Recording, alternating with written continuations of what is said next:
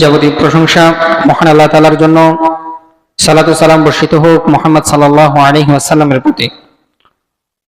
সম্মানিত মুসলিম کرام, আজকে পবিত্র জুমায় আমি খুতবার বিষয় হিসেবে যে বিষয়টা নিয়ে আপনাদের সম্মুখে আলোচনা করার ইচ্ছা পোষণ করছি সেটা হচ্ছে বিয়ের গুরুত্ব, ফজিলত এবং বিয়ে না করার ভয়াবহতা। ইনশাআল্লাহ নির্দিষ্ট সময় খুবই সংক্ষিপ্ত আকারে এই বিষয় নিয়ে আলোচনা রাখবো। ওয়ামা তৌফিক ইল্লা বিল্লাহ, আলাইহি তাওয়াক্কালতু ওয়া ইলাইহি উনীব। সম্মানিত মুসলিম کرام, আল্লাহ সুবহানাহু ওয়া তাআলার কাছে সবচেয়ে পবিত্রতম যে বন্ধন সেটার নাম হচ্ছে বিয়ে। আমরা যদি সারা বিশ্বের দিকে যদি তাকাই, আমরা দেখতে পাবো যে প্রত্যেক সমাজে, প্রত্যেক এলাকাতে বা প্রত্যেক দেশে যে পুরুষ এবং নারীর যে সম্পর্কটা আছে এটা এক এক দেশে এক এক রকম, কিন্তু এই সম্পর্কগুলো বিভিন্ন রকম থাকা সত্ত্বেও প্রায় দেশে একটা বিষয় কমন থাকে, সেটা হচ্ছে বিয়ে। যেমন বাংলাদেশের দিকে যদি আপনি তাকান, দেখবেন যে বাংলাদেশে পুরুষ এবং নারীর যে সম্পর্কটা আছে এটা আমরা সাধারণত যেটার মাধ্যমে বন্ধন ঘটাই সেটা কিসের মাধ্যমে? বিয়ের মাধ্যমে। কিন্তু হ্যাঁ, মাঝে মধ্যে আমরা এরকম কিছু দেখি যে বিয়ে ছাড়াও পুরুষ এবং নারী একসাথে থাকতেছে। অনেকে এটাকে লিভ টুগেদার বলে, তারপরে গার্লফ্রেন্ড বয়ফ্রেন্ডের সম্পর্ক বলে। তো এটা বাংলাদেশে আলহামদুলিল্লাহ অনেক কম, কিন্তু অন্যান্য দেশে, বিশেষ করে ইউরোপ, আমেরিকা যে দেশগুলো আছে এগুলাতে বিয়ের যে বন্ধনটা আছে এটা খুব কম, কিন্তু বিয়ের যে ব্যবস্থাটা এটা আছে। আগে অনেক বেশি ছিল, ইউরোপ আমেরিকাতে আগে বিয়ের ব্যবস্থাটা অনেক বেশি ছিল, এখন কমে গেছে। কারণ হচ্ছে যে ধর্মের যে প্রভাবটা এটা ইউরোপ আমেরিকাতে এখন এরকম দেখা যায় না। তো বিয়ের যে ব্যবস্থাটা এটা দিন বা ধর্মই এটা স্বীকৃতি দেয়। এছাড়া আপনি যদি ধর্ম না মানেন, দিন যদি না মানেন, তাহলেই মানুষ সাধারণত আর বিয়ের কথা চিন্তা করে না যে বিয়ের এটা করতেই হবে, এরকম কোনো এটাকে গুরুত্ব মনে করে না। আমি যেটা বলতে চাচ্ছি সেটা হচ্ছে যে সামাজিকভাবে এবং ধর্মীয়ভাবে নারী পুরুষের যে বৈধ বন্ধন সেটার নাম হচ্ছে কি? বিয়ে। এটা সকল দিন এটাকে বৈধ বলে। আপনি শুধু ইসলাম না, ইসলাম তো এটার একদম মাস্টার। ইসলাম ছাড়াও আপনি যদি খ্রিস্টান, হিন্দু, তারপরে বৌদ্ধ, ইহুদি, তারা এটাকে বৈধ বন্ধন বলে। বেশিরভাগ যারা আছে ধর্মপণ্ডিত বা ধর্মগুরু যারা আছে তারা এটাকে কি করে? বৈধ সম্পর্ক বলে। এখনো আপনি যদি কোনো হিন্দু পণ্ডিতকে যদি জিজ্ঞেস করেন যে যে পণ্ডিত সাহেব, আপনাদের ধর্মের মধ্যে তো বিয়ের একটা ব্যবস্থা আছে, তাছাড়াও আমরা দেখি যে নারী পুরুষ হিন্দু ধর্মের মধ্যে গার্লফ্রেন্ড বয়ফ্রেন্ড বা একসাথে থাকার যে প্রবণতা, আপনি এটাকে কিভাবে দেখেন? নিঃসন্দেহে সে বলবে যে এটা অবৈধ, এটা খারাপ। যদিও ওই হিন্দু মুশরিক, মূর্তি পূজা করে, তারপরও কি সেই বিয়ের বন্ধনটাকে পবিত্র বলবে, অন্য বন্ধনটাকে সে স্বীকৃতি দিবে না। আপনি অনুরূপ ভাবে যদি কোনো পাদ্রীর কাছে যান, খ্রিস্টান যে ধর্মযাজক তার কাছে যদি যান, তাকে যদি জিজ্ঞেস করেন, তিনিও একই কথা বলবেন। যদিও তিনি ঈসা আলাইহিস সালাতু ওয়াস সালাম নাউযুবিল্লাহ উনার ইবাদত করতেছে, শিরিক করতেছে, তারপরও বলবে যে বিয়ে হচ্ছে কি? পবিত্র বন্ধন। বিয়েটাই কি সমাজ স্বীকৃতি দেয়। কিন্তু আমরা এখন দেখি বর্তমানে এই বিশেষ করে যখন থেকে নাস্তিকতার চর্চা বেশি হচ্ছে বা আমাদের সমাজের রন্ধ্রে রন্ধ্রে নাস্তিকতা ঢুকে যাচ্ছে, তখন আমাদের যুবক এবং যুবতীরা বিয়ের বন্ধনটাকে হালকাভাবে দেখছে বা এটাকে সামাজিক একটা ব্যাধি মনে করতেছে বা বোঝা মনে করতেছে। এরকম অনেক কিছুই কি আমাদের দেখা গেছে, যারা তরুণ তরুণীরা আছে তারা এটা মনে করতেছে।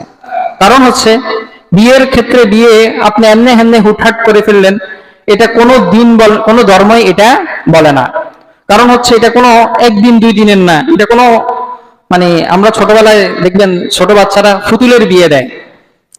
আমরা এটা দেখা গেছে ছোটবেলায় আমরাও খেলছিলাম যে পুতুলের বিয়ে। হ্যাঁ, তো মানুষের বিয়ে আর পুতুলের বিয়ে তো তাহলে কি হয়ে গেল? এক হয়ে গেল। তো বিয়ে এটা কোনো এক দুই দিনের সম্পর্ক না, এটা হুটহাট করে ফেলবো বা ফেলার জিনিস না। যাকে পছন্দ হয়েছে, দেখতে ভালো লাগছে, হ্যাঁ, যদিও এটা নাস্তিকতা, বর্তমানে যে সেকুলারিজম সমাজ ব্যবস্থা আছে, গণতান্ত্রিক সমাজ ব্যবস্থা আছে, সেটা এটাই বলে যে যাকে ভালো লাগে তাকে বিয়ে করো, যাকে ভালো লাগছে, যাকে দেখতে সুন্দর লাগছে তাকে বিয়ে করো। কিন্তু ইসলাম এটা বলে না। ইসলাম একজন মানুষের যে চেহারার পাশাপাশি তার যে গুণ আছে, তার অন্যান্য গুণগুলোকে ইসলাম কি করে, সমর্থন করে বা এটাকে গ্রহণ করতে বলে, এটা দেখে বিয়ে করতে বলে। রাসূল সাল্লাল্লাহু আলাইহি ওয়াসাল্লাম তিনি নিজেও যে বলতেছে যে মানুষ সাধারণত চারটা জিনিস দেখে বিয়ে করে।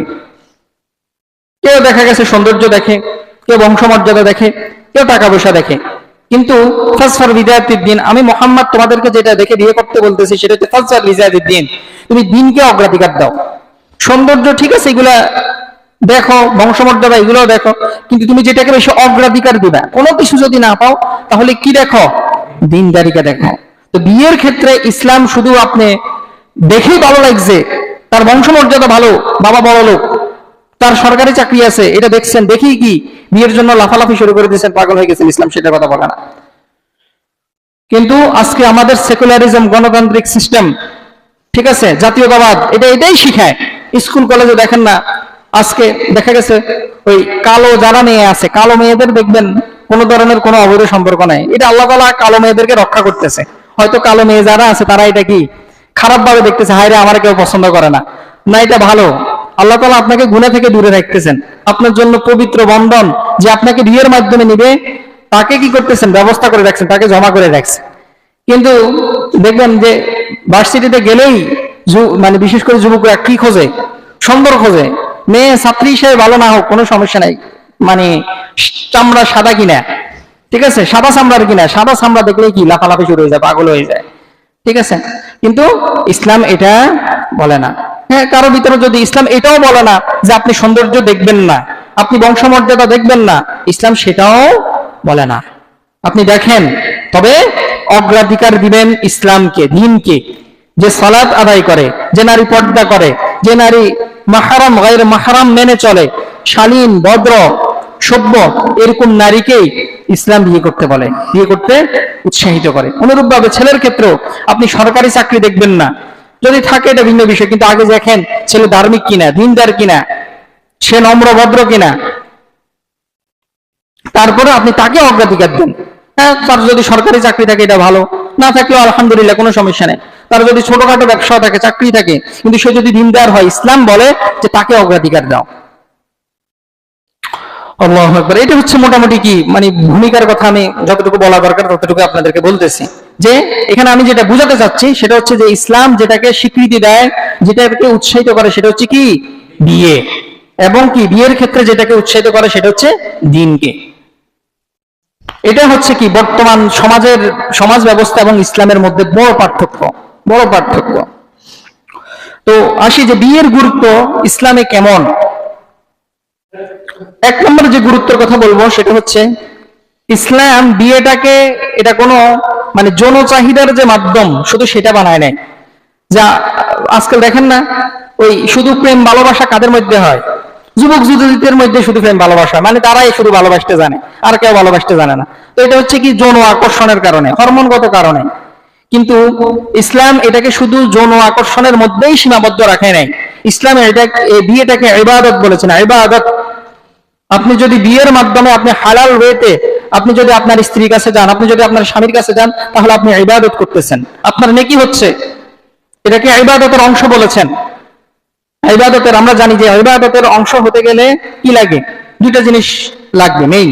একটা হচ্ছে আল্লাহ সুবহানাহু ওয়া তাআলার হুকুম বা নির্দেশ, তারপর হচ্ছে রাসূল সাল্লাল্লাহু আলাইহি ওয়াসাল্লামের হুকুম বা পদ্ধতি তরিকা। তো এই বিয়ে হচ্ছে এমন একটা ইবাদত, এটা ইবাদত হওয়ার কারণ হচ্ছে যে এটা আল্লাহ সুবহানাহু ওয়া তাআলাও নির্দেশ করেছেন, এমনকি রাসূল সাল্লাল্লাহু আলাইহি ওয়াসাল্লাম এটাকে নির্দেশ করেছেন। এই জন্য এটা হচ্ছে ইবাদত। তো এটাকে কিসের সাথে, বিয়ের গুরুত্বটা তাহলে বুঝেন। আমরা তো মনে করি যে মনে হয় নামাজ হচ্ছে শুধু ইবাদত, ঠিক না? কেউ হ্যাঁ তাহাজ্জুদ গুজার, সেই ইবাদত করতেছে। তারপর হচ্ছে কি কেউ হজ করতেছে, প্রতি বছর হজ করে, উমরা করে, সেই কি ইবাদত গুজার। কিন্তু বিয়ে যে করে সেও কি ইবাদত গুজার।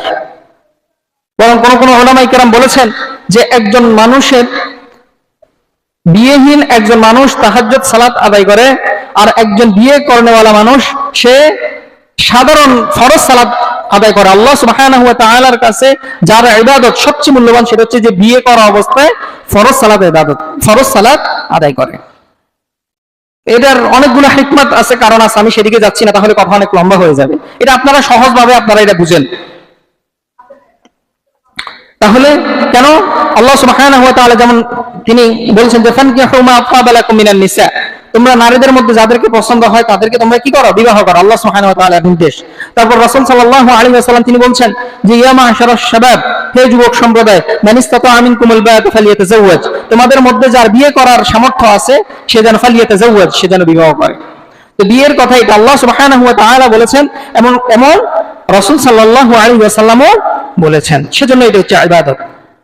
দুই নম্বর যে গুরুত্ব সেটা হচ্ছে, একটা জিনিস দেখেন যে আমরা জানি যে সারা পৃথিবীর মধ্যে এই যে পৃথিবীর সূচনা লগ্ন থেকে এখন পর্যন্ত অনেক নবী রাসূল আসছেন, ঠিক না? নবী রাসূল কি একজন দুইজন আসছেন, 10 জন আসছেন, 20 জন আসছেন, অসংখ্য হাজার হাজার নবী রাসূল আসছেন। কোনো একটা কওমের জন্য, কোনো একটা এলাকার জন্য এরকম হয়েছে কি একজন নবী পাঠাইছেন। তো আপনি যদি নবী রাসূলের ইতিহাস পড়েন, যদি ওনাদের জীবনী পড়বেন, পড়ে দেখেন কোন নবী রাসূলকে আপনি এরকম পাবেন না তিনি বিবাহ ছাড়া অন্য কোনো মাধ্যমে তিনি মহিলাদের সাথে ঘনিষ্ঠ হয়েছেন।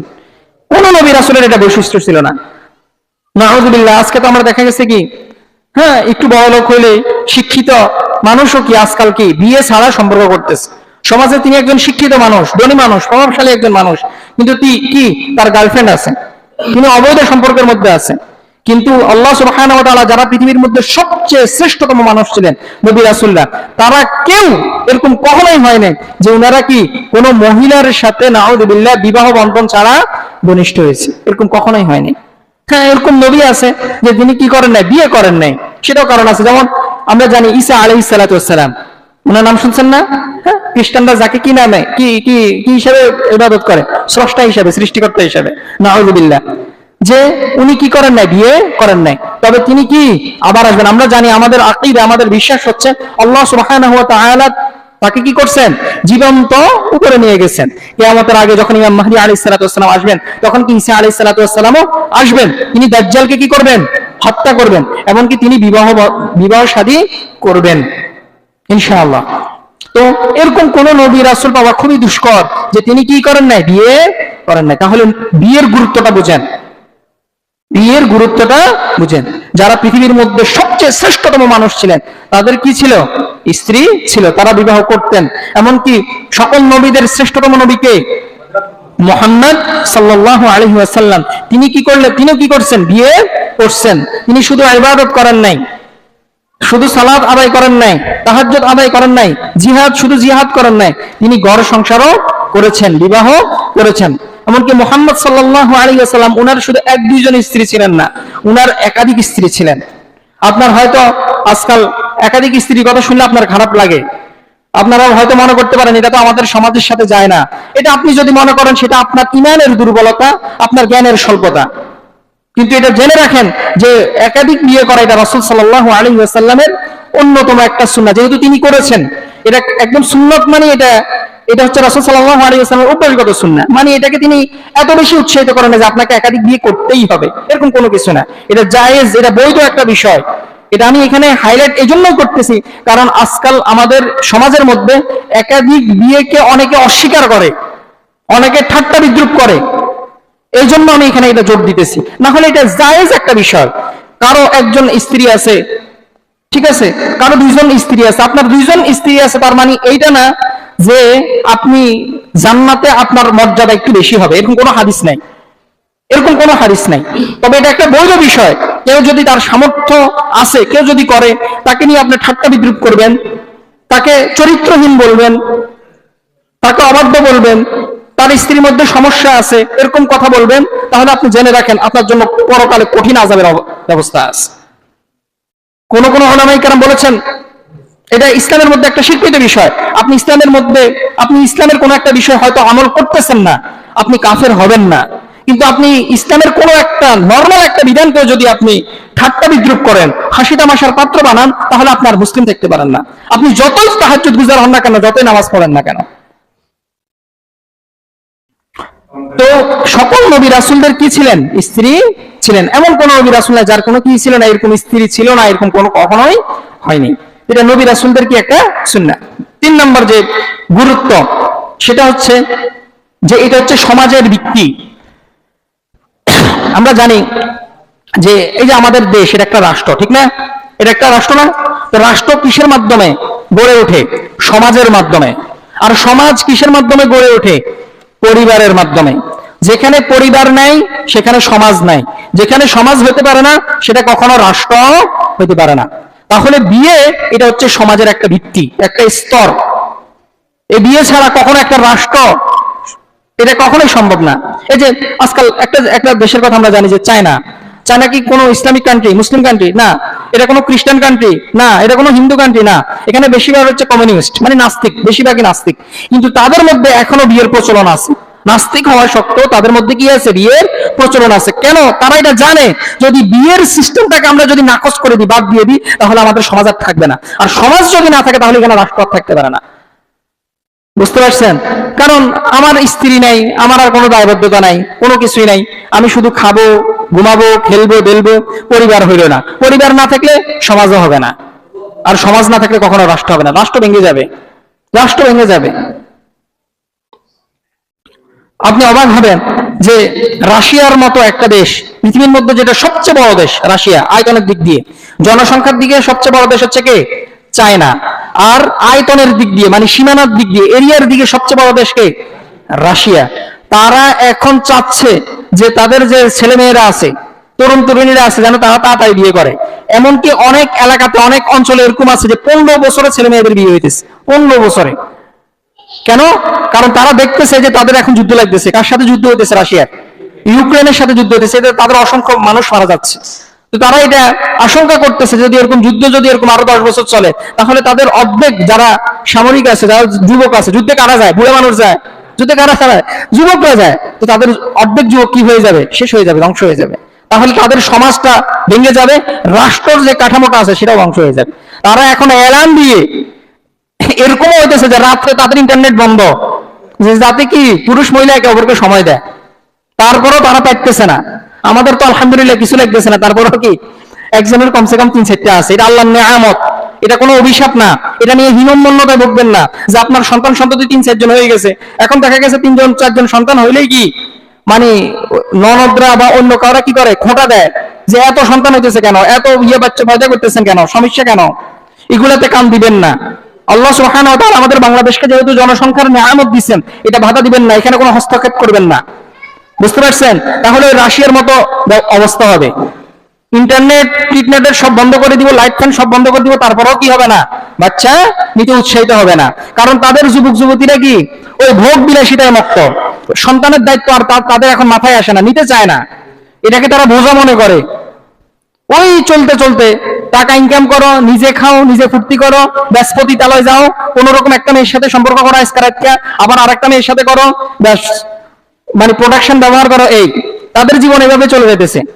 তো রাশিয়া যদি কখনোই ধ্বংস হয়, সেটা হচ্ছে তাদের জনসংখ্যা অভাবের কারণে। বুঝতে পারছেন? আর আমেরিকা যদি কোনো সময়, আমেরিকা আছে না, দেখবেন যে কোনো সাম্রাজ্য এটা ধ্বংস হওয়ার পিছনে কারণ আছে। ধ্বংস হওয়ার পিছনে কারণ আছে। আমেরিকা কখনোই তাদের অস্ত্রের অভাবে তারা কখনো ধ্বংস হবে না। শিক্ষার অভাবে আমেরিকা কখনো ধ্বংস হবে না। তাদের শিক্ষা অনেক উন্নত, অনেক উন্নত। তাদের, আপনি মনে করেন আমেরিকা মনে হয় গাদ্দার, জালিম, এটা তো আছে। এটা ছাড়াও তাদের একটা বিষয় প্রশংসা করতে, তাদের শিক্ষা ব্যবস্থা।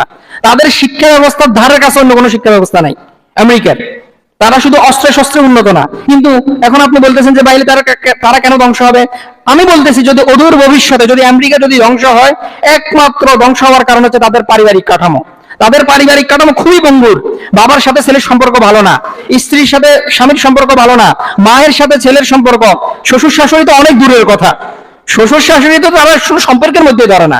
যেটা দেখা গেছে একদম ক্লোজ সম্পর্ক, যেটা ক্লোজ স্বামী স্ত্রী, ছেলে তারপরে হচ্ছে মা, যে সম্পর্কটা আছে, মা ছেলের খবর জানে না যে তার মাকে। কারণ দেখা গেছে তার বাবা আরেকজনের সাথে কার সাথে সম্পর্ক করছে, স্বীকৃতি দেয় নাই। ছেলে দেখা গেছে তার বাবা নাই সমাজের মধ্যে। তো তাদের এই যে তাদের যে পারিবারিক যে কাঠামো আমেরিকার, এটার মতো খারাপ অবস্থা অন্য কোনো দেশের নাই।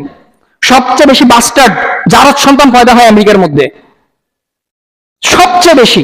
আমেরিকার চেয়ে ধারের কাছে অন্য কোনো দেশ নাই, ধারের কাছে। বুঝতে পারছেন? তো আমেরিকা যদি অদূর ভবিষ্যতে, এটা আমার মনে হচ্ছে, আল্লাহ সুবহানাহু ওয়া তাআলা ভালো জানেন, আমি কোনো জ্যোতিষী না, কোনো নবী রাসূল না, কিন্তু আমি দেখা গেছে কিছু গবেষণা বা পড়াশোনা করার কারণে আমি দেখতেছি, এবং তাদের অবস্থানটা আমি দেখতেছি, কারণ কেউ কারো দায়িত্ব নিতে চায় না। তো এটা যখন পরিবার কাঠামো যখন মানে ভেঙে যাবে, সমাজ কাঠামোটাও তখন কি হয়ে যাবে, ভেঙে যাবে। কেউ কারোর সাহায্যের জন্য এগিয়ে আসবে না। আপনি একটু চিন্তা করেন না, যে আপনার ছেলে বিপদে পড়ছে, আপনার দেখা গেছে কি ধরো এটা তার ব্যবস্থা সে করবে, সরকার দেখবে। তারপরে বাবা বিপদে পড়ছে, ছেলে আগাবে না, আপনি বুড়ো হলে কি সামনের সরকারে বুঝবে, আমার কোনো টাকার বিষয় না। কিন্তু আমাদের দেশে দেখেন যে মুরব্বী মানুষ, বুড়া মানুষ, ছেলে কি বিদেশ থেকে কি করতেছে, টাকা পাঠাইতেছে, ইনকাম করে টাকা পাঠাইতেছে, কৃষি খামারি ক্ষেত খামারি করে কি করতেছে, বাবাকে বৃদ্ধ বয়সে টাকা দিতেছে। কিন্তু তাদের এই ব্যবস্থা নাই। বাবা বুড়ো হয়ে গেছে, বাবা এখনো কি করতেছে, হয়তো সরকারি বাতায় চলে, আর না হলে হয়তো ছোটখাটো কিছু করে, মেকানিক্যাল কোনো কিছু করে নিজের দিন দিন অতিবাহিত করতেছে। মা, আমার আত্মীয় একজন আছে আমেরিকার মধ্যে, আমার আত্মীয় একজন আছে একদম ক্লোজ, উনার বয়স 60 বছরের কাছাকাছি। ওই মহিলা এখনো 15 ঘন্টা থেকে 18 ঘন্টা ডিউটি করে, 15 থেকে 18 ঘন্টা এখনো কাজ করে। উনি বলতেছে যে হ্যাঁ, টাকা অনেক বেশি, টাকা প্রতি মাসে ধরেন 6-7 লাখ 10 লাখ টাকা কামায় বাংলাদেশের অনুযায়ী, কিন্তু ওইরকম রক্তটা শুষে নেয়। আপনি যে টাকা আপনারা দিতেছে, আপনার শরীর থেকে সে তেজটা, সে রক্তটা একদম শুষে নিতেছে। তারপরে এই ট্যাক্স, সেই ট্যাক্স, ওই ট্যাক্স, মানে আপনার দেখা গেছে যা ইনকাম করতেছেন অর্ধেক আবার কাকে দিয়ে দিতে হয়েছে, সরকারকে আপনি দিয়ে দিতে হয়েছে। কিন্তু কি ওইখানে দেখা গেছে ওই মানে হাওয়া বাতাস ভালো লাগে, ঠিক আছে, মানে আল্লাহ ভালো জানে কেন ভালো লাগে, যাদের ভালো লাগার বিষয় আর কি, তাদের কেন ভালো লাগে আমেরিকা আল্লাহ ভালো জানে। আল্লাহু আকবার। কিন্তু কি উনার কোনো, এই যে আমার আত্মীয় কথা বলতেছি, উনার কোনো ছেলে মেয়ে নেই। অবাক করার বিষয় না? বিয়ে হয়েছে, হ্যাঁ ভেঙে গেছে, আবার দেখা গেছে বিয়ে হচ্ছে, আবার ভেঙে যাচ্ছে। আমেরিকাতে সম্পর্কগুলো এরকম। মানে একজন পুরুষ, একটা জিনিস চিন্তা করেন না, পুরুষ মানুষের যে শক্তিটা 70 বছরে থাকে, একজন নারীর সেই শক্তিটা কি 70 বছর পর্যন্ত থাকে না? তো পুরুষ মানুষ কেন নারীর কাছে থাকবে? তো সমাজের ভিত্তি হচ্ছে কি বিয়ে, পরিবার। এটা যদি না থাকে সমাজ ব্যবস্থা ধ্বংস হয়ে যাবে, আর সমাজ না থাকলে রাষ্ট্র কাঠামো কি হয়ে যাবে, ধ্বংস হয়ে যাবে, থাকবে না। আল্লাহু আকবার। তারপর 4 নম্বর যে গুরুত্বটা, সেটা হচ্ছে যে মানব জাতির ধারাবাহিকতা রক্ষা। যে আল্লাহ সুবহানাহু ওয়া তাআলা যাতে পৃথিবীর মধ্যে মানুষ যাতে বেঁচে থাকে, যাতে ঠিকঠাক মতো থাকে, যাতে তারা আরো আসতে পারে, আল্লাহ সুবহানাহু ওয়া তাআলা এটা চায়। যেমন রাসূল সাল্লাল্লাহু আলাইহি ওয়াসাল্লাম এটা উৎসাহিত করতেছেন যে তোমরা এমন নারীদেরকে বিবাহ করো যারা অধিক সন্তান প্রসব করে। কেন? কারণ হচ্ছে কিয়ামতের দিন আমি আমার উম্মতকে নিয়ে, উম্মতের আধিক্যতা নিয়ে গর্ব করব, যে অন্যান্য নবীদের উপর, যে আমার উম্মত কি তোমাদের চেয়েও বেশি। তো মানব জাতির যে রক্ষা আছে, ধারাবাহিকতার যে রক্ষা, এটা বজায় থাকে কিসের মাধ্যমে? বিয়ের মাধ্যমে। তারপরে 5 নম্বর যেটা, সেটা হচ্ছে যে মানসিক যে ফিতরতগত যে চাহিদা আছে সেটা পূরণ হয়, এটা হচ্ছে বিয়ের মাধ্যমে। যে দেখেন আমাদের ক্ষুধা আছে না, ক্ষুধা, এমন কেউ কি আছে বলতে পারবে যে আমার ক্ষুধা লাগে না? কেউ কি আছেন? কোন সুপারম্যান কি আছেন? না, কেউ নাই, সবারই কি লাগে? ক্ষুধা লাগে। তো এই ক্ষুধার মতোই আমাদের যখন আমাদের একটা বয়স হয়, তখন আল্লাহ সুবহানাহু ওয়া তাআলা সকল পুরুষদের মধ্যে, নারীদের মধ্যে এই ক্ষুধাটা দিয়ে দেন। এই চাহিদাটা কি যখন একটা প্রাপ্তবয়স্ক হয় তখন এটা দিয়ে দেন, এটা একদম ফিতরতগত, সকলের মাঝে এটা দিয়ে দেন। ব্যতিক্রম 1, 2 জন 10 জন এটা থাকতে পারে, ব্যতিক্রম ছাড়া সবার মধ্যে কি এই চাহিদা বা এই যেটা যে ফিতরত, এটা আছে। আল্লাহ সুবহানাহু ওয়া তাআলা এই ফিতরতকে, এটাকে অস্বীকার করে না ইসলাম, এটাকে বৈধভাবে ব্যবহার করার জন্য অনুমতি দিয়েছেন, স্বীকৃতি দিয়েছেন। আর সেটা হচ্ছে কি বিয়ে। এটাকে আল্লাহ সুবহানাহু ওয়া তাআলা এরকম না, এটা কোনো দোষের কোনো কিছু না, একজন মানুষের এই ফিতরত। হ্যাঁ, আজকাল দেখা গেছে যুবক যুবতীরা যখন মা বাবার কাছে বিয়ের কথা বলে, তখন কি বলে যে নিজের পায়ে দাঁড়া, কিছু একটা কর, ব্যবসা বাণিজ্য কর, হ্যাঁ, মানে আরো কত কথা, এখনো তো বিল্ডিং করস নাই, বিল্ডিং খাড়া করস নাই, এমনি বিয়ের কথা বলস, এরকম কি অনেক সময় বলে। কিন্তু ইসলাম এটাকে এভাবে বলে না। আপনার ফিতরতগত যখন এটা জাগ্রত হবে বা যখন এটা চলে আসবে, ইসলাম বলে যে এটা বিয়ের ব্যবস্থা করো, বিয়ের ব্যবস্থা করো। আমি সামনে আসতেছি যে বিয়ের ব্যবস্থা, দেখা গেছে যে আমাদের সমাজে বিয়ের ব্যবস্থাটা কেন কঠিন হয়ে যাচ্ছে, কেন? কারণ হচ্ছে একমাত্র যে কারণটা সবচেয়ে বেশি দায়ী, সেটা হচ্ছে কি রিজিক সংক্রান্ত কারণে, ঠিক না? যে ছেলে মেয়ের বিয়ে ব্যবস্থা করে না বাবা মারা, এটার কারণ হচ্ছে যে বলো তুই তো এখন কিছুই করস না, নিজের বাড়িতে এখনো দাঁড়াস নাই, তুই নিজে আমার হোটেলে খাস, বউরে কি খাওয়াবি, এরকম কি কথা বলে। ইনশাআল্লাহ এটা সামনে আসতেছি। তো ইসলাম যে মানবিক যে চাহিদাটা আছে, যে ফিতরতগত যে বিষয়টা আছে, এটাকে বৈধভাবে ব্যবহার করার জন্য অনুমতি দিয়েছেন, স্বীকৃতি দিয়েছেন। এটাকে নাকচ করেন নাই, এটাকে উড়িয়ে দেন নাই, এটাকে স্বীকার করে। তারপরে 6 নম্বর সর্বশেষ যে গুরুত্বের কথা বলবো সেটা হচ্ছে যে একমাত্র বিয়েই পারে একটা সমাজকে ভারসাম্যপূর্ণ শান্তিপূর্ণভাবে যাতে সমাজটা টিকে থাকে, এটা একমাত্র যেটা পারে সেটা হচ্ছে বিয়ে। কারণ বিয়ে ছাড়া আপনি দেখেন, আপনি জরিপ করেন যে কোন সমাজের মধ্যে বিয়ের প্রচলনটা বেশি আছে। যেমন আপনি একজন এই কি বলে একটা রিসার্চ সেন্টার আছে, তাদের কাজ হচ্ছে ধর্মীয় এবং বিয়ে সংক্রান্ত বিষয়, আমি রিসার্চ সেন্টারটার নাম ভুলে গেছি। তো ওনারা রিসার্চ করছেন যে কোন কোন দেশে মানে বিয়ের বেশি হয় আর কোন কোন দেশে বিয়ে যাওয়ার সম্পর্ক হয়। তুমি দেখবেন যে মেজরিটি পার্সেন্ট মুসলিম কান্ট্রি যেগুলো আছে এগুলোতে কিসের প্রচলন বেশি, বিয়ের প্রচলনটা বেশি। তো দেখতেছে যে তাদের মধ্যে ক্রাইমের মানে পরিমাণ কিরকম। তো তুলনামূলক ভাবে দেখতেছে আমাদের সমাজে তো হ্যাঁ আমরা দেখতেছি না কি দর্শন হচ্ছে, ইয়ে হচ্ছে, এটাও আসতেছি আমি যে এটার কারণটা কি। কারণটা একবার বলছিলাম দর্শন নিয়ে, এটার অন্যতম একটা কারণ হচ্ছে মানে সঠিক সময় বিয়ে না দেওয়া, সঠিক সময় দেখা গেছে বিয়ের ব্যবস্থা না করা। তো ওনারা এটা দেখতেছেন যে গবেষণা করে যে যেই সমাজের মধ্যে দেখা গেছে বিয়ের প্রচলনটা বেশি, সেই সমাজের মধ্যে অন্যান্য যে অপরাধ আছে সেটার প্রবণতা কম। আচ্ছা, আমাদের দেশে সমকামিতা এটা আছে কি নাই? আছে। আমেরিকাতে সমকামিতা আছে না কি নাই? আছে। কোন দেশে বেশি? আমেরিকাতে। কারণ কারণ কি? কারণ এখানে বিয়ের যে টেন্ডেন্সি আছে, যে ব্যবস্থা আছে এটা কম। ওনারা এরকম অনেক গবেষণা দেখছে যে সমাজের মধ্যে বিয়ের ব্যবস্থাটা যত বেশি আছে ওই সমাজে অন্যান্য অপরাধের মাত্রা কম। এবার আসি যে বিয়ের কি ফজিলত, কি লাভ আছে। বিয়ের 1 নম্বর যে ফজিলত সেটা হচ্ছে যে রাসূল সাল্লাল্লাহু আলাইহি ওয়াসাল্লাম এই বিয়েটাকে অর্ধেক দিন বলেছেন। মানে দিন তো বুঝেন, দিন মানে কি? ইসলাম। ইসলাম হচ্ছে মনে করেন ইসলামের তো অনেক বিধিবিধান আছে না, নামাজ, রোজা, হজ, যাকাত, দান, সদকা, ঠিক আছে না? তারপরে বিয়ে। রাসূল সাল্লাল্লাহু আলাইহি ওয়াসাল্লাম বলছেন যে ইজা তাজাওয়াজাল আবদু ফাকাদ ইসতাকবালা নিসফুদ্দিন, যে যখন কোনো বান্দা, যখন কোনো মানুষ যখন বিয়ে করে সে তার অর্ধেক দিন পূরণ করে, অর্ধেক দিন। তার মানে আপনি বুঝেন যে ইসলাম যদি 100% হয় 50% বিয়ে আর 50% নামাজ, রোজা, হজ, যাকাত, এগুলো হচ্ছে 50%, আর বিয়েটাই হচ্ছে কি 50%। তাহলে বুঝেন যে বিয়ের কিরকম গুরুত্ব আছে, কিরকম ফজিলত, কিরকম লাভ। যে আপনার যখন এই অর্ধেক দিনটা যখন পূর্ণ হয়ে যাবে তখন বাকি যে অর্ধেক দিন আছে আল্লাহ সুবহানাহু ওয়া তাআলা রাসূল সাল্লাল্লাহু আলাইহি ওয়াসাল্লাম বলতে যে বাকি অর্ধেকের জন্য যেন সে আল্লাহকে ভয় করে। মানে তোমার দিনের অর্ধেক অংশ তোমার পূর্ণ হয়ে গেছে, তুমি অর্ধেক অংশ থেকে তুমি মুক্ত, কিন্তু যে বাকি যে অর্ধেক আছে নামাজ, রোজা, এগুলোর জন্য তুমি যেন আল্লাহকে ভয় করো। তার মানে আশা করা যায় আপনার যদি অর্ধেক দিনটা যদি পূর্ণ হয়ে যায় বাকি অর্ধেকও কি হয়ে যাবে? পূর্ণ হয়ে যাবে, এটা আশা করা যায়। তাহলে ইসলাম এটা কি ফজিলত রেখেছেন, সুবহানাল্লাহ। তারপর 2 নম্বর যে ফজিলত সেটা হচ্ছে যে চোখের যে হেফাজত এবং লজ্জাস্থানের যে হেফাজত এটা রক্ষা হয়। এটা কিসের মাধ্যমে? বিয়ের মাধ্যমে। আজকাল দেখেন না এই আমাদের দেখা গেছে যুবক যুবতীরা কি মানে টাকাই থাকে, হ্যাঁ দেখতেই ভালো লাগে, কিন্তু একজন মানুষ যদি সে বিবাহ করে তাহলে দেখবেন যে তার অন্য কোনো মেয়ে, তার যদি চরিত্র খারাপ হয় সেটা ভিন্ন বিষয়, কিন্তু যদি সে যদি বিবাহিত হয় তার এটা মন এটা সায় দিবে না যে সে কি অন্য নারীর দিকে খারাপ ভাবে দৃষ্টিপাত করুক। অনুরূপ ভাবে তার লজ্জাস্থানেরও কি হয়? হেফাজত হয়। এটা রাসূল সাল্লাল্লাহু আলাইহি ওয়াসাল্লাম ইসলাম বলেছেন, এটা আমার কথা না, এটা আমি বানাই বলতেছি না। যে রাসূল সাল্লাল্লাহু আলাইহি ওয়াসাল্লাম বলছেন যে তুমি যদি 2টা জিনিসের জিম্মাদারি আমাকে দাও তাহলে আমি তোমাকে কিসের জিম্মাদারি দিব? জান্নাতের জিম্মাদারি দিব। তুমি আমাকে 2টা বিষয় শুধু নিশ্চয়তা দাও যে আমি এই 2টা বিষয় রক্ষা করব, তাহলে তোমার জান্নাতের ব্যবস্থা আমি করে দিব। সেই 2টা বিষয় কি? একটা হচ্ছে মুখ আর একটা হচ্ছে লজ্জাস্থান। আজকাল দেখা গেছে আমাদের সমাজে যে গুণাটা বিশেষ মানে সবচেয়ে বেশি হয় সেটা হচ্ছে কিসের গুণা? জেনা ব্যভিচারের গুণা, লজ্জাস্থানের গুণা। লজ্জাস্থানের গুণা আমাদের সমাজে সবচেয়ে বেশি হয়। তো এইটা কিসের মাধ্যমে নিবারণ করা সম্ভব? বিয়ের মাধ্যমে। 3 নম্বর যেটা এই যে মানে যেটা কিছুক্ষণ আগে বলতে লাগছিলাম, মানে মা বাবারা যেটা নিয়ে পেরেশান থাকে, আমার সন্তান যদি বিয়ে করে, আমার ছেলে যদি বিয়ে করে, কি খাওয়াইবো, নিজে কি খাইবো, বলে কি খাওয়াইবো, হায় রে আল্লাহ। আচ্ছা, মেয়েরা কি আমাদের দেশের মেয়েরা কি বেশি খায় নাকি রে ভাই? হ্যাঁ বেশি খায়, 2-1 জনে খায়। তারপরে কি এরকম হয় যে 10 দিনে 1 বস্তা সেল খেয়ে ফেলছে, এরকম হয়? আমাদের একজন ওস্তাদ আছেন যে তিনি বলছেন যে আমি আমার বাবাকে বিয়ের কথা বলছি, আমার বাবা তখন একই কথা বলছেন। এই কথা যখন বলছেন তখন মানে আমার প্রয়োজনটা বেশি ছিল, তো আমি আমার আব্বুর কাছে কান্না করে দিছি, মানে এই কান্নাটা আমি ইচ্ছাকৃত ভাবে করি না, কান্নাটা চলে আসছে।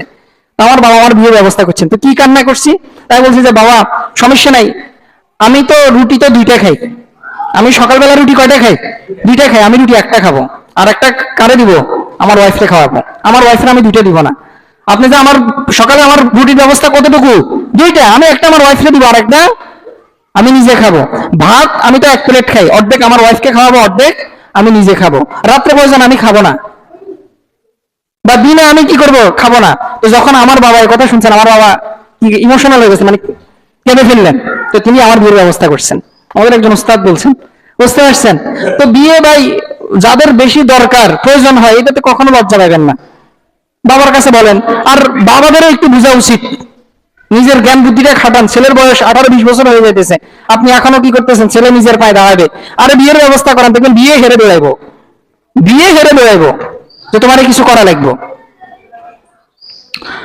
তো আল্লাহ সুবহানাহু ওয়া তাআলা দেখেন কি বলতেছেন, তিনি বলতেছেন, এটা কোরআনের আয়াত, এটা রাসূলের কোনো হাদিস বলতেছেন না, কোনো সাহাবায়ে কেরামের কওল বলতেছেন না, কোরআনের আয়াত সরাসরি, যে ওয়ানকিহুল আয়ামা মিনকুম ওয়াস-সালিহিনা মিন ইবাদিকুম ওয়া ইমাইকুম, যে তোমাদের মধ্যে যারা বিয়েহীন আছে, যাদের বিবাহ হয় নাই, তাদের বিয়ের ব্যবস্থা করো। ওয়ানকিহুল আয়ামা মিনকুম ওয়াস-সালিহিনা মিন ইবাদিকুম ওয়া ইমাইকুম, শুধু মানে যারা মুক্ত স্বাধীন তাদের না, যারা দাস দাসী আছে, সব দাস দাসী আছে, তাদেরও বিয়ের ব্যবস্থা করো। তারপর আল্লাহ সুবহানাহু ওয়া তাআলা, পরের অংশটা গুরুত্বপূর্ণ, তারপর আল্লাহ সুবহানাহু ওয়া তাআলা বলছেন, ইয়াকুনু ফুকারা, যদি তারা গরীব হয়, দরিদ্র হয়, ইউগনিহিমুল্লাহু মিন ফাদলি, আল্লাহ সুবহানাহু ওয়া তাআলা নিজ অনুগ্রহে তাদেরকে ধনী করে দিবেন, তাদের বড়লোক বানায় দিবেন। এটা কে বলছেন ভাই? আমি বলতেছি, মামুন রশিদ বলতেছি। কে বলছেন? আল্লাহ সুবহানাহু ওয়া তাআলা, যিনি আমাদেরকে সৃষ্টি করছেন, আমাদের রিজিক, আমাদের দুনিয়াতে আসার হাজার হাজার বছর আগে লিখে রাখছেন, তিনি এই কথা বলছেন যে তুমি বিয়ের ব্যবস্থা করে দাও, তোমাদের মধ্যে যারা গরিব আছে তাদের বিয়ের ব্যবস্থা করো। এই বিয়েটাকে আল্লাহ, তাহলে যারা গরিব আছে তাদেরকে আল্লাহ সুবহানাহু ওয়া তাআলা ধনী বানাই দিবেন। ওমর ইবনুল খাত্তাব রাদিয়াল্লাহু তাআলা, আবার আপনাদেরকে সাহাবীর একজন সাহাবীর কথা শোনাই। ওমর ইবনুল খাত্তাব রাদিয়াল্লাহু, ওনার নাম শুনছেন না? কে? ইসলামের দ্বিতীয় খলিফা। উনি কোন ছোটখাটো সাহাবী নাকি?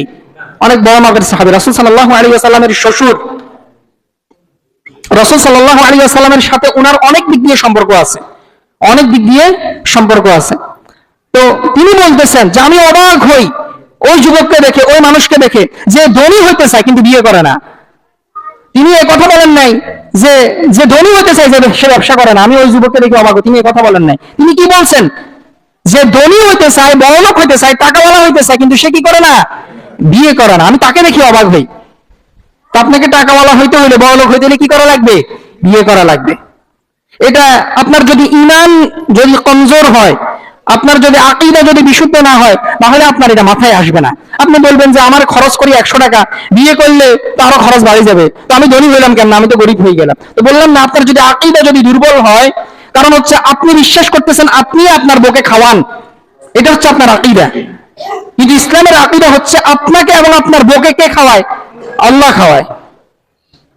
আল্লাহ আপনার রিজিকের মধ্যে বরকত দান করবেন, আল্লাহ সুবহানাহু ওয়া তাআলা আপনাকে ধনী বানায় দিবেন। তারপর 4 নম্বর যে ফজিলতের কথা বলবো, সেটা হচ্ছে আপনি যদি চান মৃত্যুর পরে, এই যে ভালো করে শুনেন, আপনি যদি চান মরার পরে আপনার আমল মানে চলমান অবস্থায় থাকুক, তাহলে বিয়ে করেন। কেন বললাম এই কথা? রাসূল সাল্লাল্লাহু আলাইহি ওয়াসাল্লাম বলছেন যে ইজা মাতাল ইনসান ইনকাতা আমালুহু ইল্লা মিন সালাসা, যে যখন মানুষ মারা যায় তার সমস্ত আমল বন্ধ হয়ে যায়। তার নামাজ বন্ধ, নামাজের ইবাদত যায়, এই মানে যে নেকি আছে সেটা যায়, সে হজের নেকি যায় না, আপনার সমস্ত আমল বন্ধ হয়ে গেছে, সমস্ত নেকি বন্ধ হয়ে গেছে, সমস্ত নেকির দরজা বন্ধ হয়ে গেছে। তবে 3টা নেকি জারি থাকে, 3টা নেকি খোলা থাকে। রাসূল সাল্লাল্লাহু আলাইহি ওয়াসাল্লাম যে সাদাকাতুন জারিয়া, চলমান দান, মনে করেন আপনি কোনো কিছু করে গেলেন, মাদ্রাসা, তারপরে দিনী প্রতিষ্ঠান, কোন দেখা গেছে জনকল্যাণমূলক কোনো কাজ করে গেলেন, যেটা থেকে মানুষ ফায়দা পাইতেছে, উপকার পাইতেছে, এটা আপনার, এটার নেকিটা কি আপনার কবরে পৌঁছতেছে, এই নেকিটা আপনি পাবেন। 2 নম্বর যেটা, এমন ইলমের ব্যবস্থা করে গেছেন যেটার দ্বারা মানুষ উপকার পাইতেছে, এটার নেকিও আপনি পাবেন। তারপরে সর্বশেষ ভালো করে শুনেন, এই যে ভাই, এই যে কথা বলেন না, তারপর 3 নম্বর যেটা রাসূল সাল্লাল্লাহু আলাইহি ওয়াসাল্লাম বলছেন, আউওয়ালাদিন সালিহিন ইয়াদউলা, নেককার সন্তান আপনি মৃত অবস্থায় রেখে গেছেন, সে আপনার জন্য দোয়া করতেছেন। এই যে আপনার তো সমস্ত আমল বন্ধ হয়ে গেছে, আপনার এই নেক সন্তানের দোয়া আল্লাহ সুবহানাহু ওয়া তাআলা কোথায় পৌঁছে দিতেছেন? আপনার কবরের মধ্যে। তো আপনি যদি এটা চান যে আপনার নেকি আপনার মৃত্যুর পরও জারি থাকুক, তাহলে কি করেন? বিয়ে করেন, সন্তান নেন, যেটা কি কাফের মুশরিকরা তাদের দ্বারা সম্ভব না। এটা খুব এই তিনটা হচ্ছে মাধ্যম মৃত্যুর পরে। আর না হলে আপনি যা কিছু করে যান না কেন, কোনো লাভ নাই। আপনি 20 তলা 30 তলা বাড়ি করে গেলেন, আপনার ক্ষমতা আছে, রাজনৈতিক প্রভাব আছে, আপনি চেয়ারম্যান হয়ে গেছেন, এই চেয়ারম্যানের কারণে আপনি নেকি পাবেন না। আপনার রাজনৈতিক ক্ষমতা আছে, এটার কারণে কবর আপনার নেকি যাবে না। কিন্তু আপনার একজন দিনদার আমলে সালেহ একজন সন্তান আছে, সে আপনার জন্য দোয়া করতেছেন, এটার উপকার আপনি মৃত অবস্থায় পাবেন, যখন সমস্ত আমলের দরজা বন্ধ, সেই অবস্থায় আপনি পাবেন। তাহলে কি বিয়ে কি করা দরকার নাকি দরকার না? দরকার। 5 নম্বর যে ফজিলত, সেটা হচ্ছে মানসিক শান্তি। আল্লাহ সুবহানাহু ওয়া তাআলা বলছেন যে ওয়ামিন আয়াতিহি আন খালাকা লাকুম মিন আনফুসিকুম আজওয়াজা, তার নিদর্শনগুলির একটা নিদর্শন হচ্ছে যে তিনি তোমাদের থেকে তোমাদের স্ত্রীদেরকে সৃষ্টি করেছেন। কেন? লিতাসকুনু ইলাইহা, যেন তোমরা তোমাদের স্ত্রীদের থেকে শান্তি পাও। তো স্ত্রী হচ্ছে শান্তির একটা মাধ্যম। হ্যাঁ, তো কারো কারো যদি এটা আযাবের মাধ্যম হয়, তো শান্তি কিভাবে বানানো যায় সেটা আপনি বানাবেন। কিন্তু আল্লাহ সুবহানাহু ওয়া তাআলা স্ত্রীদেরকে কিসের মাধ্যম বানাইছেন? শান্তির মাধ্যম বানাইছেন, শান্তির মাধ্যম বানাইছেন। এটাকে কারো কারো যদি এরকম আযাব হয়, তাহলে আপনি তৈরি করে নেন আপনার স্ত্রীকে। তো বিয়ের মাধ্যমে দেখা গেছে কি আপনি যে মানসিক যে শান্তি আছে সেটা কি হয়? অর্জিত হয়। এটা যারা বিয়ে করে না এরা জীবনে বুঝবে না, এদেরকে যত এটার ফজিলত বলেন। হ্যাঁ, আমি যে দেখা গেছে হ্যাঁ যে বিরিয়ানি খায় না, আমি যদি তারে সারাদিন যদি বিরিয়ানির ফজিলতের কথা বলি, সে কি বিরিয়ানির মজা বুঝবে নাকি? সারাদিনে যদি বলি সে বুঝবে না। ঠিক আছে, তো বিয়ে এটা হচ্ছে কি প্রশান্তির একটা মাধ্যম, এটা আল্লাহ সুবহানাহু ওয়া তাআলা বলছেন, এটা কোনো আমার কথা না। 6 নম্বর যে ফজিলত, সেটা হচ্ছে নেকি অর্জন। যে একজন সাহাবী রাসূল সাল্লাল্লাহু আলাইহি ওয়াসাল্লাম তিনি বলছেন যে ওয়াফি বুদু আহাদিকুম সাদাকা, তোমাদের কেউ যদি তোমাদের স্ত্রীর সাথে যদি ঘনিষ্ঠ হয়, সেটাতে নেকি রয়েছে, সাদাকা রয়েছে। তখন একজন সাহাবী অবাক হয়ে বলেন যে ইয়া রাসূলুল্লাহ, কেউ তার শাহওয়াত, তার প্রবৃত্তি সে পূরণ করতেছে, এখানে বুঝি নাকি আছে? তো রাসূল সাল্লাল্লাহু আলাইহি ওয়াসাল্লাম বলছেন, আচ্ছা কেউ যদি হারাম ভাবে যদি এই কাজটা করে, কোন মহিলার সাথে খারাপ কাজটা করে, তার কি গুনাহ হবে কি হবে না? তো বলতেছেন হবে। তো রাসূল সাল্লাল্লাহু আলাইহি ওয়াসাল্লাম সে হালাল ভাবে করতেছে, তাহলে তার নেকি কেন হবে না? মুসলিমের হাদিস, সহিহ হাদিস। তো বিয়ের মাধ্যমে কি হয়? নেকি অর্জন হয়। শুধু আপনি নামাজ রোজা করলেন এটার মাধ্যমে যে নেকি না, বিয়ে করলেও কি আছে? নেকি আছে। 7 নম্বর যে ফজিলত, সেটা হচ্ছে দায়িত্বশীলতা বৃদ্ধি পায়। একটা আমি কিছুক্ষণ আগে বললাম যে এই যে আজকাল যে রাষ্ট্র যে টিকে থাকে, এটা কিসের মাধ্যমে টিকে থাকে? দায়িত্বশীলতা। ঠিক আছে না? দায়িত্বের কারণে টিকে আছে। প্রধানমন্ত্রী তার কি দায়িত্ব আছে কি নাই? স্বরাষ্ট্রমন্ত্রীর দায়িত্ব আছে কি নাই? আছে। যদি দায়িত্ব না থাকে তাহলে রাষ্ট্র থাকবে না। তো এরকম সমাজের মধ্যে দেখবেন চেয়ারম্যান, মেম্বার, ওনাদের কি দায়িত্ব আছে কি নাই? আছে। তো বিয়ে এটা আপনাকে আমাকে এই কি শিখায়?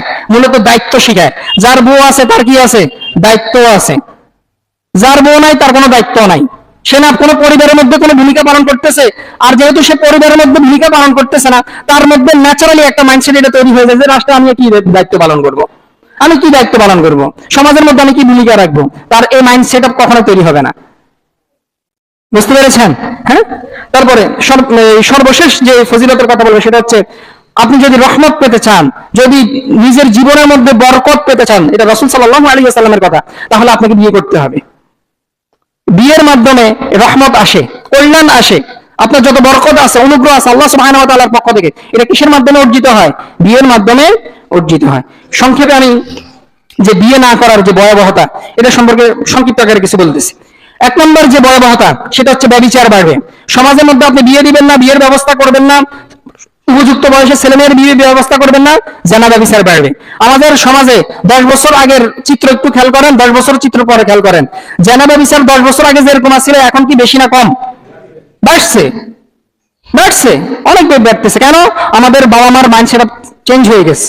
আগে দেখা গেছে এই যে আমার নানা, উনার কথা উনি বলছেন যে উনার দেখা গেছে মানে বিয়ের খুব অল্প বয়সে উনার বিয়ে হয়েছে, তো বলতেছে যে তখন আমি কিছুই করতাম না, যে যখন বিয়ে দিছে তখন আমার কি এটা মাথায় অটোমেটিক আসছে যে আমার কিছু একটা করতে হবে, নাহলে আমার বড় আমি কি খাওয়াবো। বুঝতে পারছেন? ছোট ছোট বয়সে কিছু, আর আমাদের এখন কি করতে হয়, ছেলে সরকারি চাকরি হয়ে গেছে না, আরো কিছু মাস যাক, আরো কিছু বছর যাক, আগে দেখি সরকারি চাকরিটা টিকে নি। ঠিক আছে, তারপরে বিয়ের ব্যবস্থা করতেছেন। আল্লাহু আকবার। তো আপনি বিয়ের ব্যবস্থা করবেন না, সমাজের মধ্যে ব্যভিচার বাড়বে। তারপর কি শুধু ব্যভিচার, 2 নম্বর যে ভয়াবহতা সেটা হচ্ছে পরকীয়া। আপনি বিয়ের ব্যবস্থা করবেন না, দেখবেন আপনার ছেলে নাউযুবিল্লাহ ওই মামির সাথে প্রেম করে, শাশির সাথে প্রেম করে। আমাদের সমাজে এটা আছে কি নাই? আছে। আপনি হয়তো স্বীকার করেন না করেন, আছে, বাড়তেছে এগুলা। মামির সাথে সম্পর্ক করতেছে, চাচির সাথে সম্পর্ক করতেছে, পরকীয়া। তো বিয়ের ব্যবস্থা করবেন না উপযুক্ত বয়সে, এরকম অবস্থায় হবে। আল্লাহ আমাদেরকে হেফাজত করুক। দেখবেন আপনার বউয়ের সাথে 14 বছর 15 বছরের একটা ছেলে সম্পর্ক করতেছে। শুনতে খারাপ লাগতেছে, এটাই বাস্তবতা। এটা যত তাড়াতাড়ি মেনে নেবেন তত তাড়াতাড়ি সমাজের মধ্যে শান্তি আসবে। হয়তো নামাজ শেষে আমার সমালোচনা করবেন যে হুজুর খালি ডাইরেক্ট উল্টাপাল্টা কথা কয়ে ফেলা, উল্টাপাল্টা কথা বলতেছি না। আপনি সমাজের চিত্র জানেন না, এই জন্য আপনি হয়তো মানতে পারতেছেন না, কিন্তু সমাজের আশেপাশে একটু দেখেন, দেখবেন। তারপরে 3 নম্বর যে বিকৃতিটা, 3 নম্বর যেটা সবচেয়ে ভয়াবহ, সেটা হচ্ছে সমকামিতা। সেটা হচ্ছে সমকামিতা। যখন সে বৈধ মেয়েও পাইতেছে না, পরকীয়াও করতে পারতেছে না, সে দেখবেন তার বন্ধুকে বউ বানাইবো, তার ছেলে বন্ধুকে কি বানাইবো? বউ বানাইবো। তারপর আপনার মেয়ে যখন উপযুক্ত বয়সে তা বিয়ে করতেছে না, দেখবেন বান্ধবী বেরিয়ে নিয়ে আসবো, বলবে যে আমাদের হোমওয়ার্ক আছে, আমাদের স্কুলে অ্যাসাইনমেন্ট দিয়েছেন, সে আজকে রাত করে থাকবে আমার সাথে, অথচ ভিতরে ভিতরে তাদের সাথে সম্পর্ক, সমকামীদের সম্পর্ক আছে। তো উপযুক্ত বিয়ের কি করতে হবে? উপযুক্ত বয়সে বিয়ের ব্যবস্থা করতে হবে, না হলে এই 3টা মারাত্মক যে ভয়াবহতা এবং মারাত্মক অপরাধ, এটা আপনার সমাজের মধ্যে আসবেই আসবে, আপনি এটা ঠেকাতে পারবেন না। তারপরে 4 নম্বর যেটা, সেটা হচ্ছে, এগুলো তো নর্মাল, সামনে যেগুলো বলতেছি এগুলো দেখা গেছে আপনার মানসিক অস্থিরতা, একাকিত্ব, হতাশা, এগুলো বাড়বে। তারপরে 5 নম্বর যেটা, সেটা হচ্ছে বিভিন্ন রোগ ব্যাধি। এই যে দেখা গেছে যারা গবেষণায় আসছে, এটা কোনো নর্মাল কোনো গবেষণা, যারা দেখা গেছে বিয়ে করে না, এদের ক্যান্সারের মতো রোগও হতে পারে। ক্যান্সার আছে না, ক্যান্সার যেটার কোনো ট্রিটমেন্ট নাই, যেটার কোনো ট্রিটমেন্ট নেই, ক্যান্সার, এই যে prostate cancer, seminal vesicular cancer, তার লজ্জাস্থানের যে ক্যান্সার গুলো আছে, এগুলো প্রকট আকারে ধারণ করবে। আল্লাহ আমাদেরকে হেফাজত করুক। যে কথাগুলো বললাম, আল্লাহ সুবহানাহু ওয়া তাআলা আমাদেরকে ভালোভাবে মূল্যায়ন করে আমলে নেওয়ার তৌফিক দান করুক। আকুলু কওলি হাযা আস্তাগফিরুল্লাহ লি ওয়া লাকুম ওয়া লিসাইরিল মুসলিমিন ফাস্তাগফিরুহু ইন্নাহু হুয়াল গফুরুর রহিম।